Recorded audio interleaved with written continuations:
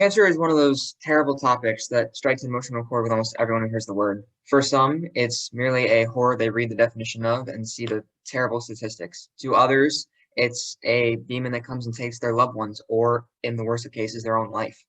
And because of the trauma that cancer has left on the entire world, there are so many people genuinely willing to want to make a change and fight and make sure it's rid from the world forever. Unfortunately, not every local community has an organization that can help fight cancer, and some people don't want to go through the red tape of joining such a large organization, such as American Cancer Society. For people here at the University of Central Florida who genuinely want to help in the cause, I think I came up with a solution. So, hi, my name is Kristofer Torres, and back in my high school, Forest High School, I was part of an organization called the American Teen Cancer Society. And this organization had such an impact in the local area, raising such funds and awareness of cancer and truly making an emotional difference for everyone who had cancer in the local area.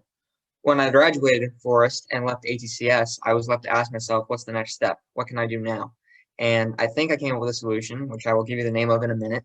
But first, we need to go over a few problems with cancer, such as the rising cancer rates, the lack of funds for cancer, and the fact that as of right now, there is no true cancer society on UCF grounds. So the first and big problem is that their cancer rates continue to go up. Why? Because of world population. It is proportionately proven that as world population goes up, cancer rates will go up as well. And unfortunately, the numbers are pretty staggering. Freddie Bray, who is a deputy head for the sector of International Agency for Research in Cancer in Lyon, France, wrote in a research journal back in 2008 that there were 12.7 million cases of cancer worldwide. Now, this was in 2008, and it's 12 years later, where now we've gone from a population of 6.4 billion to 7.8 billion. We've gone up in almost a billion people, so it's scary to imagine just how many more cases there are today. The second problem is that, unfortunately, due to the fact that cancer numbers are going up, funds are unfortunately not.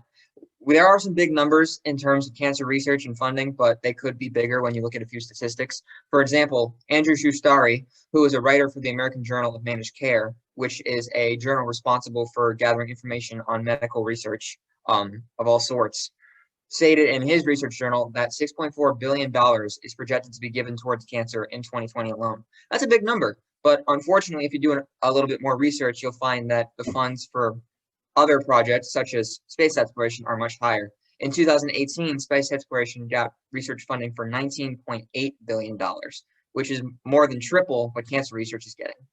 Not only is cancer research lacking in funds, it's also imbalanced. So the official journal of the National Comprehension of Cancer Network, which is also a monthly peer-reviewed journal, which has been established since 2003, and obviously finds statistics based on cancer in terms of funding and cases worldwide.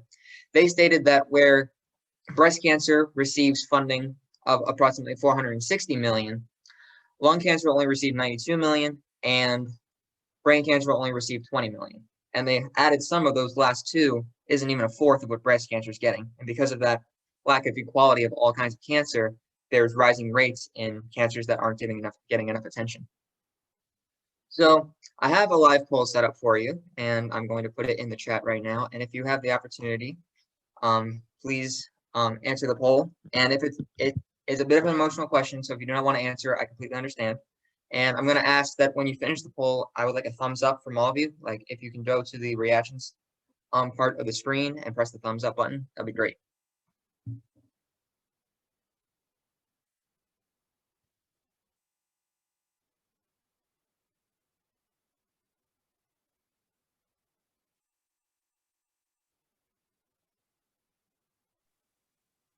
Christopher, mine is showing that it says that you have to start the presentation or something for the poll. Is anybody else seeing that? Okay, yeah, everybody else is seeing that too. So go ahead and try to. I've just pressed the activate button, so it should work now.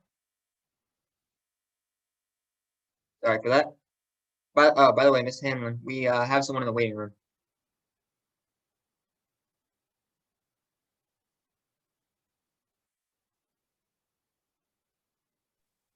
Thank you, Chris. I'll just wait until afterwards to let him in. It's okay.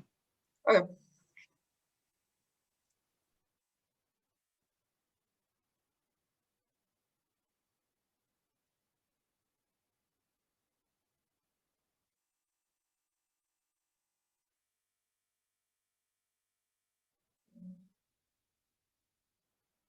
We just got a few more people, so thank you for everyone who pressed the thumbs up button. If anyone needs more time, just let me know.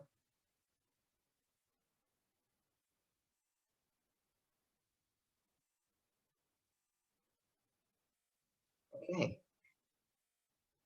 I believe that's everybody. Did everyone have the chance to answer? Okay. So I will share my screen now and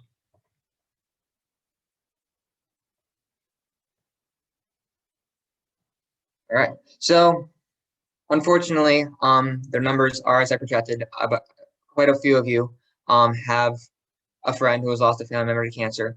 I am part of this demographic as well, and that is part of my story that I'm here to tell you today. When I was a sophomore back in Forest High School during my ATCS meetings, we would usually have monthly seminars where the school would call someone from an organization to give a speech based on cancer. One particular month, they didn't call an organization. They simply called a girl from the stands. And it was a girl from Forest who was the same grade as me in ATCS who came up and told a speech about how only 2 days prior she lost her mother to breast cancer. And she was incredible. She was incredibly honest during the entire conversation. She cried. Everyone cried with her. It was hard to handle. However, she was more of an inspiration than I think she even realizes because she was able to turn such a tragedy into triumph. And in doing so, we had the best breast cancer awareness month that year, and I think that we'll ever have any year. We raised more money, and in a single month alone, we gathered 30 members, which is a lot considering the fact that our max ATCS number is about 200. So I am grateful for the fact that I've never suffered such a tragedy personally. However, I do believe that we can always jump straight to triumph. And in doing so, I have come up with the solution called the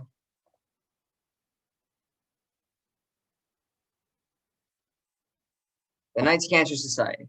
So what this will be, hopefully, is an organization dedicated to fighting all different kinds of cancers, one a month, as ribbons represent different colors for different cancers each month.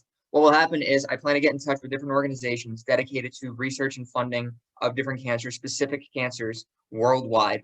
And in doing so, we'll perform different events, activities, awareness every month as much as possible to help give a fighting chance. So why UCF? Well, two reasons. One, obviously, I'm here at UCF. Why not? Two, math. We have one of the biggest chances any university has in aiding the fight against cancer. The United States Department of Post-Secondary Education, which analyzes the statistics of all colleges and universities, indicates the University of Central Florida as the second largest university in America. So if anyone really has a chance at fighting cancer and gathering everyone that needs to help fight cancer, it's us. We have a chance. So to make this happen, I do need members, a minimum of 12, and this is where you come in. We genuinely have a chance, but I'm going to need your help. Simply email me at Kristofer.Torres@knights.ucf.edu. Let me know you're interested in the club. I'll be able to put your name down on the ballot and send it into the RSO organizations, and they can approve me. So for just a minute, I'd like for you all to just take a minute and just think about this for a minute. We're the biggest club on campus. We currently do not have the University Cancer Society in the University of Central Florida. The world is lacking cancer funds. We have the chance to step in and make a difference. My Forest High School alone, which had 220 members, was able to raise thousands of dollars a year. We have the chance to have thousands to 10,000s of kids and awareness opportunities in front of us. We can raise so much more money, make such a huge positive footprint in the place of cancer. I mentioned that some people want to see it ripped from the face of the earth. We have a chance to make that happen.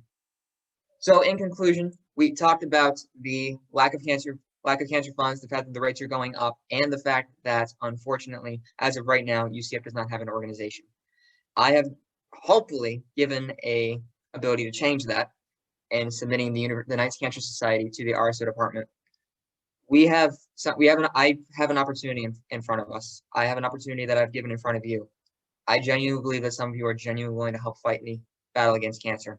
So please make a difference. Please email me, and let's see how far this thing can go.